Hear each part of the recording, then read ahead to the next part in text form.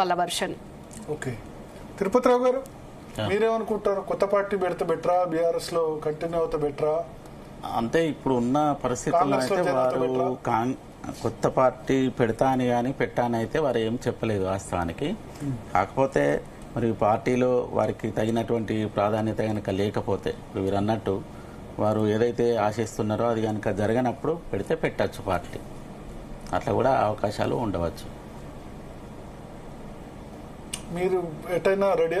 ఎటైనా ready sir, నిన్ననే చెప్పిన కదా సార్, నేను ఎటైనా రెడీ అంటే అక్క ఎటుంటే అక్క వెనక మీరు అంతే కదా సార్, ఎటైనా రెడీ అక్క వెనకాల మీరు అంతే. సంగ్రామ్ గారు, సంగ్రామ్ గారు సో ఇప్పుడు సరే, మీరు కింద వాళ్ళతో ప్రాబ్లం ఉన్నారు కానీ ఓవరాల్ గా కవిత గారు అయితే మంచి మనిషేనా సార్? ఒకసారి వినపడతలేదు, చెప్పండి సార్. ఇప్పుడు మీరు కింది వాళ్ళతో ప్రాబ్లం ఉందన్నారు, బట్ కవిత ఓవరాల్ గా మంచి మనిషేనా ఆమె మాట్లాడినప్పుడు కానీ అవి కానీ?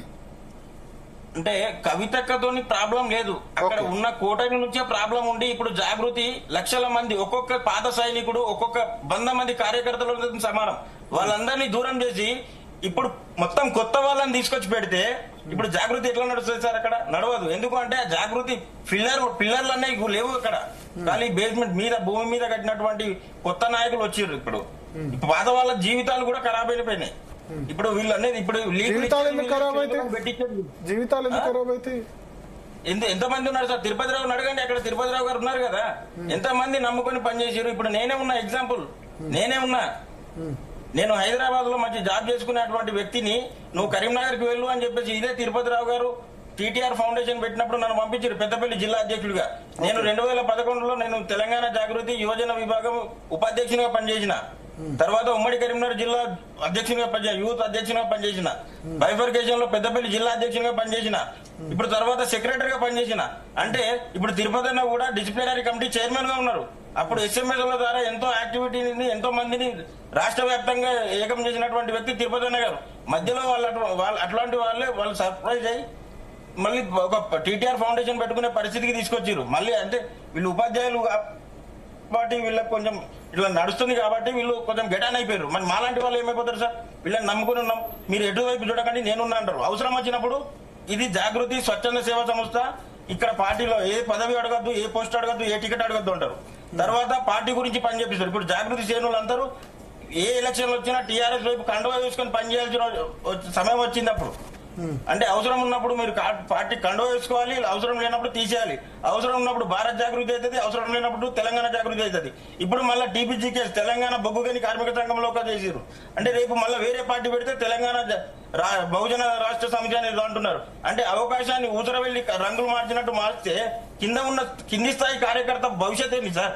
ఈ రోజు పాత కార్యకర్తలు, సీనియర్ కార్యకర్తలు వాళ్ళు చెప్పుకోలేక సిగ్గుతో తలవంచుకొని పోతున్నారు.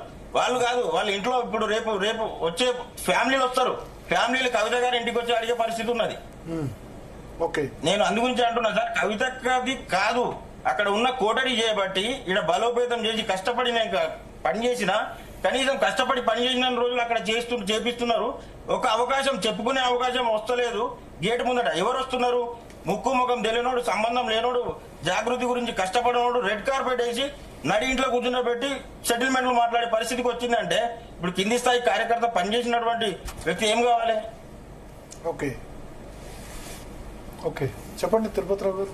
ఇప్పుడు ఆర్గనైజేషన్లో ఎట్లుంటుందంటే సార్, నేను కూడా ఇబ్బంది పడ్డవాన్నే, నేను కాదంటలేను. ఆర్గనైజేషన్లో ఏ ఆర్గనైజేషన్లో ఏముంటుందంటే జనరల్గా కలిసి వచ్చే వాళ్ళని కలుపుకపోతారు, దూరం జరిగే వాళ్ళు దూరం జరుగుతూ ఉంటారు.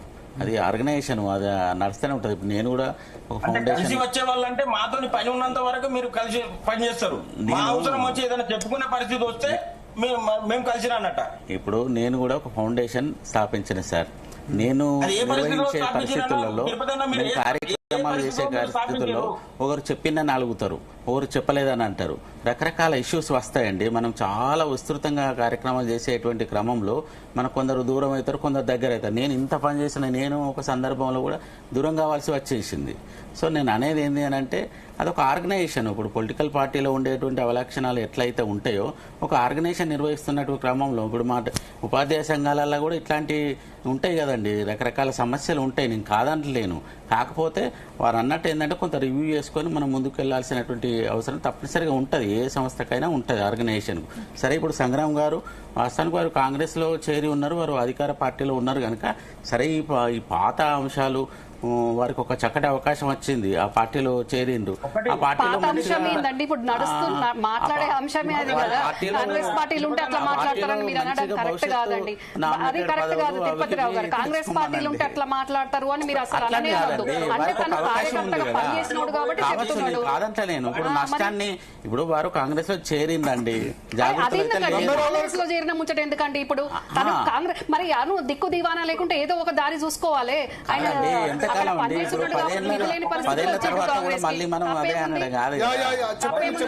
మీ నాయకురాలే ఆ పార్టీకి ఈ పార్టీకి పోతాను కోచగా నేను పోవద్దా? మేడం ఒక్క నిమిషం అక్క, నేను చెప్తున్నా.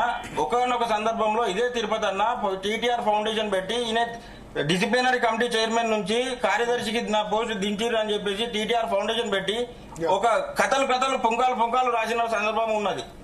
అవును, రమణారావు గారు ఇప్పుడు కాంగ్రెస్ పార్టీకి సంబంధించి మీరు అంటారు